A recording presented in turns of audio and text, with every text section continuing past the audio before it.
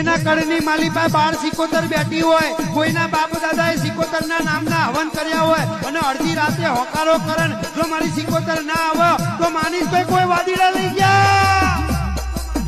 મારી બાડ સિકોતર આવે એ મારી ડાકલે રમવા આવે, એ મારી હાકલે રમવા આવે, એ મારી સિકોતર રમવા આવે.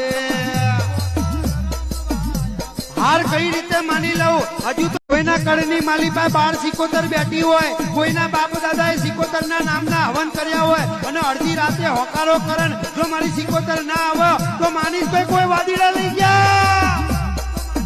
મારી બાડ સિકોતર આવે એ મારી ડાકલે રમવા આવે, એ મારી હાકલે રમવા આવે, એ મારી સિકોતર રમવા આવે.